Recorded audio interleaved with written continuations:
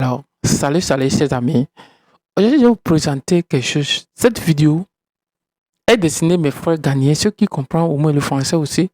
Les Ghanéens qui comprennent, c'est vous. Et ça vous rappelle quelque chose.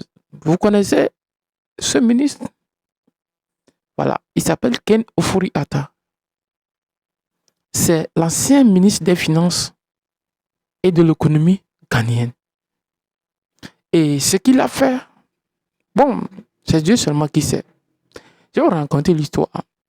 Voyez, quelqu'un qui était, il avait des entreprises. Il a des entreprises. Il y a une assurance qui s'appelle Enterprise. C'est pour lui. Il y a des banques, j'ai oublié le nom de banque. Il a beaucoup de sociétés. C'est un homme d'affaires. Avant d'être dans le gouvernement. Et tout le monde connaît. C'est pas seulement le Togo et l'Afrique francophone. Ça existe. Cette corruption, ça existe. Mais au Ghana, on arrive à combattre parce qu'il y a des changements de pouvoir, il y a des changements de régime. Il y a changement de régime chaque temps. Et ce monsieur, ce qu'il a fait, vous savez ce qu'il a fait? Sa banque, lorsque le Ghana emprunte de l'argent venant du FMI, de la Banque mondiale, ça passe par sa banque. Et ces gens au pouvoir ont créé des structures pour eux-mêmes, dont la transaction de l'argent public doit passer pour qu'ils en tirent profit. Il y a eu des détournements énormes sur le gouvernement, sur la présidente de, comment appelle-t-on, du MPP, de l'ancien président Akufo-Addo. Vous savez combien? Des milliards. Et quand on parle des milliards de CD, ce n'est pas les milliards de CFA. Hein, parce que 1 milliard de CD, 1 milliard de CD, c'est des nombres et c'est à peu près 500, à peu près 500 millions, je pense. Ou bien combien de millions de dollars? C'est des centaines de millions de dollars. 1 milliard de Ghana CD.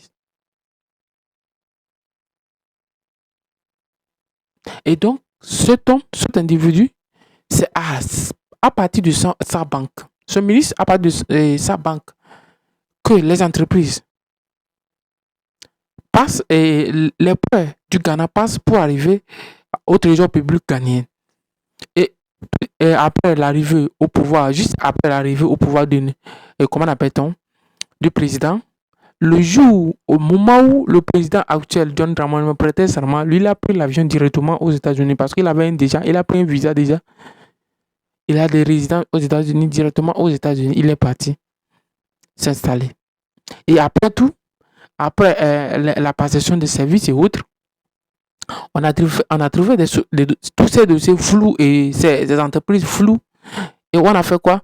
On l'a appelé, le gouvernement l'a appelé de venir expliquer qu'est-ce qui s'est passé et que ça est arrivé comme ça. Et figurez-vous, ce gars, il dit, il est en train de suivre et il est malade, il est en train de suivre des choses, comment on appelle ça? Il est malade, il va se soigner aux États-Unis avant de revenir. Et pendant près d'un an, il est toujours aux États-Unis. Et le Ghana a fait quoi? Le Ghana a demandé un rapatriement. Parce que le Ghana dit, nous avons besoin de lui. Un mandat d'arrêt. Le Ghana a lancé un mandat d'arrêt. Et alors, quand la Cour suprême ghanéenne a lancé un mandat d'arrêt, alors, il est parti chercher un avocat. Et cet avocat, ce que cet avocat dit, tout ce que le Ghana dit, ce que lui, il n'a pas compris. Parce que son client avait dit qu'il est en train de suivre des choses médicales. Il faudra que le Ghana, le gouvernement, la justice ghanéenne attend avant de continuer, avant que son client est en bonne santé pour faire quoi? Pour continuer et pour revenir au Ghana. Et après ça, en début d'année 2025, jusqu'à aujourd'hui, cet homme n'est pas encore venu au Ghana. C'est pour vous rappeler que quoi? La corruption n'est pas seulement dans les pays francophones, mais la corruption en Afrique, c'est endémique. C'est resté dans les... C'est-à-dire, c'est devenu une chose que les gens pensent que c'est normal. C'est-à-dire, c'est devenu quelque chose que les gens ont pris ça comme c'est normal. Je vous dis, la police, les policiers, les agents, quand vous arrivez au Ghana, là où on fait les permis de conduire, tout ça, dans les services, c'est devenu comme quelque chose de normal, que pour eux, c'est normal. Dans l'administration, c'est devenu corrompu de telle sorte que les gens pensent que c'est normal et c'est normal. Comment comprendre que je vais aller établir ma pièce d'identité ou bien mon permis de conduire et que j'ai besoin d'un agent? Je ne comprends pas. Tu peux m'expliquer ça? Et ça se passe au Ghana. Ça se passe au Ghana. C'est au Ghana que j'ai vu ça parce que je ne comprends pas. Un agent, pour faire quoi? Oui, un agent qui va faire les procédures. Alors que c'est très simple. Il suffit que je vais, on me prend les procédures, on me prend les choses, les dossiers et autres. On me demande d'étudier à fournir, tout fournir. Si c'est une permis aussi, il y a l'école. Tu finis tes écoles, ton école procède. On t'amène à l'examen, tu réussis et tu as ton permis.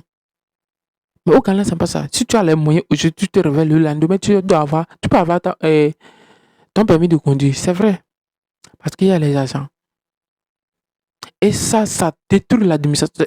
C'est la chose qui me dégoûte au Ghana. C'est la seule chose qui me dégoûte. Très, très dégoûtant pour les Ghanéens. Si tu es nouveau sur la chaîne, tu sais ce que tu peux faire. Abonne-toi pour beaucoup d'histoires aussi.